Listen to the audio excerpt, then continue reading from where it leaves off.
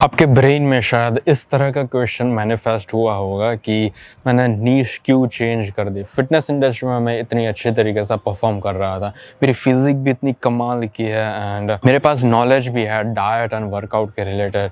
इतनी सारी चीज़ें मेरे पास है, इतने सालों से मैं वर्क कर रहा हूँ कि किस तरीके से मैं फिटनेस इंडस्ट्री में ग्रो हो पाऊँ, लेकिन फिर भी मैंने नीश चेंज क्यों कर दी। एग्जैक्टली ज़रूरत क्या थी नीश चेंज करने की। इतने सारे जो फिटनेस इन्फ्लुएंसर्स है इंडिया में एंड फॉरेन रीजन्स में, वो सारे इन्फ्लुएंसर्स बहुत अच्छी खासी अमाउंट अर्न कर रहे हैं एंड सोसाइटी में उन लोगों की लोग रिस्पेक्ट भी करते हैं। वो लोग फेमस है, पैसा अर्न करते हैं एंड सोसाइटी में उनकी रिस्पेक्ट है। इससे ज़्यादा अब मुझे क्या चाहिए। वो जो चुल होती है अपने ब्रेन को डेवलप करने की, वो जो चुल होती है इंस्टिंक्चुअल ड्राइव को ज़्यादा अच्छी तरीके से जानने की, वो मुझे कुछ खास मिल नहीं रहा था इस फिटनेस इंडस्ट्री के अंदर। जब भी हम फिटनेस के रिलेटेड या तो फिर कोई भी रैंडम नीश के लिए वीडियोस बनाता है तो फिर उसके लिए हमें रिसर्च भी करनी पड़ती है यूट्यूब पर जाकर, या तो फिर बैठकर सोचना पड़ता है कि ओके अब मुझे किसके रिलेटेड वीडियो बनाना है एंड मैं वीडियो में क्या बोलूंगा। जब हम शुरुआत करते हैं तब हमें ज्यादा ऑर्गेनाइज्ड रखने पड़ते हैं अपने यूट्यूब के वीडियोस ताकि हम ग्रो हो पाए एंड जो ऑडियंस होती है वो डिस्ट्रैक्ट ना हो जाए कि ये एग्जैक्टली क्या बोलना चाह रहा है। एंड बिकॉज उसके पास ज्यादा फैन बेस नहीं है, ऐसी लॉयल ऑडियंस नहीं है जो उसके वीडियोस देखेंगे ही। अगर वो वीडियोस फालतू के होंगे तो भी कुछ लोग ऐसे होते हैं जो इन्फ्लुएंसर्स के वीडियोस देखते ही है क्योंकि वो लॉयल ऑडियंस होती है। बिकॉज स्टार्टिंग में वो लॉयल ऑडियंस नहीं होती, इसलिए हमें किसी तरह की नीश बनानी पड़ती है ताकि लोगों को समझ आ पाए, हर इंसान को समझ आ पाए कि एग्जैक्टली ये बंदा किस टॉपिक के ऊपर बात करता है एंड इसकी जो यूट्यूब की चैनल है वो किसके रिलेटेड है। अगर ये फिटनेस के रिलेटेड है तो फिर मैं इसको सब्सक्राइब करूंगा।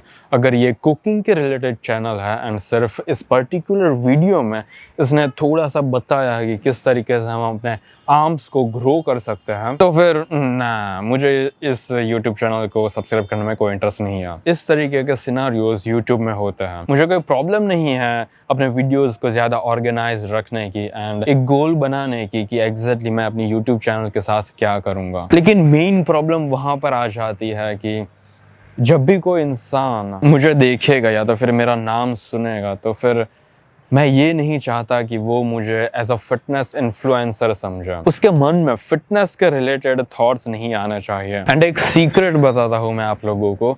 मान लो कि आपने मुझे दो ऑप्शंस दिए, या तो मुझे जिम करना है या तो फिर मुझे मार्शल आर्ट्स या तो फिर किसी तरह की फाइटिंग स्किल्स सीखनी है। एंड पैसों को, फेम को, सोसाइटी की रिस्पेक्ट को, इन सारी दूसरी चीज़ों को हम लोग साइड में रखते हैं।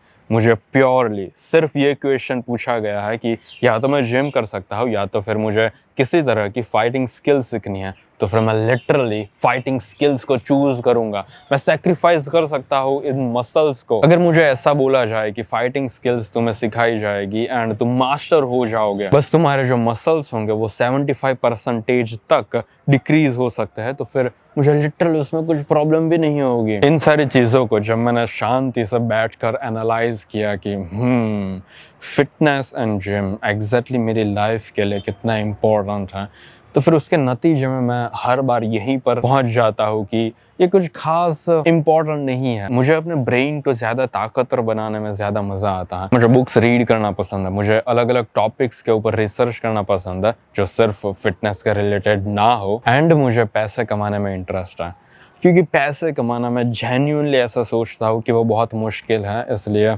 मुझे पैसे कमाने में बहुत मज़ा आता है। मुझे बेसिकली सिर्फ यही चीज़ करनी है, अपने ब्रेन को डेवलप करना एंड जितनी हो सके उतनी मुश्किल चीज़ें करना। अब मुश्किल चीज़ के बारे में जब भी मैं बात करूँ एंड सोचूँ तो फिर हर बार मेरे ब्रेन में यही पॉइंट आता है कि ज़्यादा पैसे कमाना सबसे ज़्यादा मुश्किल है। ऑब्वियसली और भी कई सारी चीज़ें हैं जो मुश्किल है करनी, मैं ऐसा नहीं बोल रहा हूँ कि सिर्फ पैसे कमाना मुश्किल है। दूसरी एक पूरी लिस्ट बना सकते हैं हम लोग जिसको हम बोल सकते हैं कि ओके ये एक्चुअल में अमीर बनने से ज्यादा मुश्किल है, और सेम टू सेम जितनी मुश्किलें हमें अमीर बनने में फेस करनी पड़ती है उतनी ही मुश्किलें हमें इन सारी चीजों के लिए भी फेस करनी पड़ती है। मैं 100% एग्री करता हूँ इस पॉइंट के साथ। लेकिन जब मैं सुबह उठता हूँ एंड ऐसा सोचता हूँ कि ओके अब मुझे इन सारे टास्क को करना है एंड फिर इसके रिजल्ट में मैं शायद इस तरह के रिजल्ट्स मुझे मिल पाएंगे। मुझे बहुत एडवेंचरस फीलिंग आती है हर रोज जब भी मैं इस तरह के वीडियोस बनाता हूँ, पैसों के बारे में सोचता हूँ, अपने ब्रेन को ज्यादा डेवलप करने के बारे में सोचता हूँ, तब मुझे ज्यादा मजा आता है। एंड इसलिए मैंने fitness related YouTube videos upload करना बंद कर दिया। मोस्ट प्रोबेबली मैं शायद कभी कभी अपलोड करूंगा ताकि जो भी ब्रांड्स होगी वो सेटिस्फाइड रहे, लेकिन वो शायद 1-2 महीने के लिए ही होगा एंड 1-2 महीने के बाद भूल ही जाओ कि मैं fitness related YouTube video upload करूंगा। आई मीन ऑफ कोर्स अगर मुझे ऐसा कुछ लगा कि हम किस तरीके से अपने आर्म्स को ग्रो कर सकते हैं तो फिर ये पॉइंट बहुत इंटरेस्टिंग है एंड आप लोगों को इस चीज़ के बारे में पता होना चाहिए।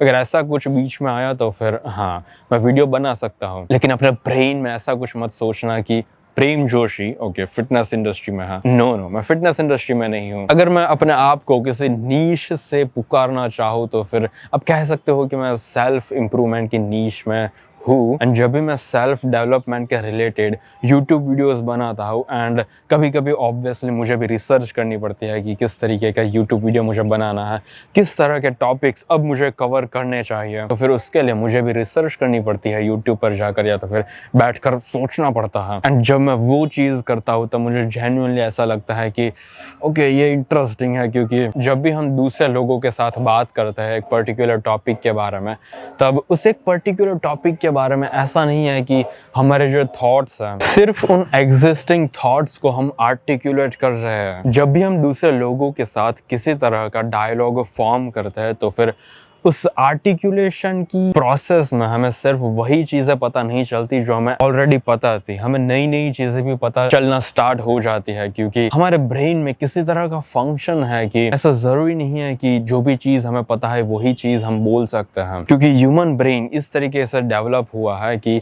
जब भी हम दूसरे ह्यूमन बींग्स के साथ या तो फिर बैठकर सोचते हैं और हम बैठकर किसी टॉपिक के ऊपर लिखते हैं तो फिर हम लिटरली आइडियाज अलग अलग जगह से ला सकते हैं, क्योंकि उस मोमेंट पर हम ट्रूली क्रिटिकल थिंकिंग करते हैं। एंड बिकॉज मैं सेल्फ इंप्रूवमेंट के रिलेटेड यूट्यूब वीडियोस बना रहा हूँ, आपके साथ बातें कर रहा हूँ, तो फिर मैं भी बैठकर क्रिटिकल थिंकिंग कर रहा हूँ एंड मुझे ऐसी चीजें पता चलने लगी है जो चीजें मैं पहले एक्नॉलेज नहीं करता था। एंड इससे ज्यादा मजेदार चीज क्या हो सकती है?